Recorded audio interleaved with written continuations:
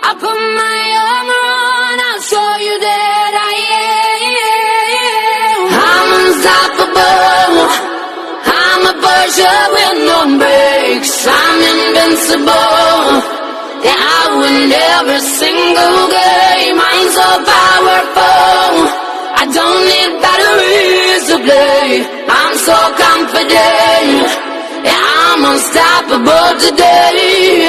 I put my Morning, Dr. Cleopas. Welcome to Central Books Author Spotlight.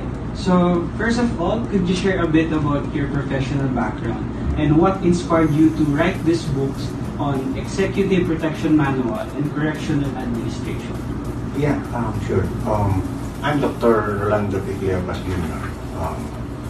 I've been in the practice of security for 2 decades now, handling sensitive positions in the executive protection world.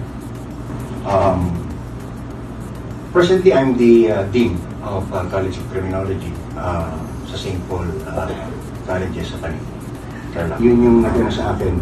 Because of those two experiences, separate experiences, professional experiences, coming from the private or the corporate world, dun sa ating executive protection, and dun sa government, which I was a jail officer.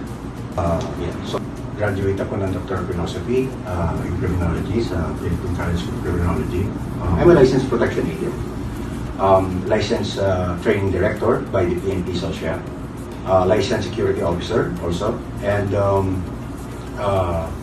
licensed security consultant. So, I have 4 licenses na issue ng PNP para sa security profession. When I was checking and reading your book, it was mentioned sa preface ng book niyo po na there are global threats and role of the technologies are increasing. So, what constitutes effective training? It's the most beautiful time of the year. Lights fill the streets, spreading so much cheer.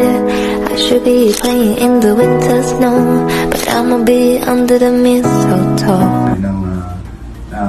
Magaling yung mga instructors natin, actually magaling yung mga nagtuturo ngayon, and I would like to take this opportunity to congratulate yung PNP SOCIA doon sa milestone nila, and yung safeguards na ginawa nila, yung exams, yung kanilang pag-visit daily sa mga training schools to avoid yung mga non-appearances na nagbayad lang tapos naging kinabukasan bodyguard na, protection agent na. So yun yung malaking pagbabago na ginawa ng PNP SOCIA.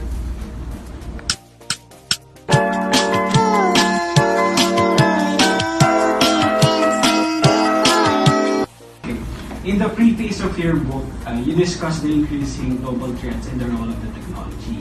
What do you see as the biggest challenges facing executive protection professionals? Pero ang essence ng executive protection is all about is being proactive. Being reactive is just the last resort. If you see a protection agent drawing his weapon, to me there's a failure. Meaning, nandun na sa sitwasyon na kailangan niyang bunutin yung baril. Meaning, they are inside the X. What is the X? That's the kill zone.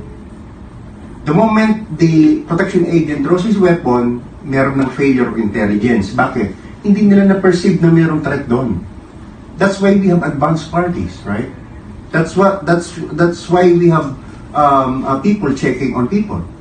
I just wanna love myself. 난 좋을 때도 나쁠 때도 love my weakness. 화려했던 기대와는 달리 왠지 볼품없다 해도 find the good part, the good part.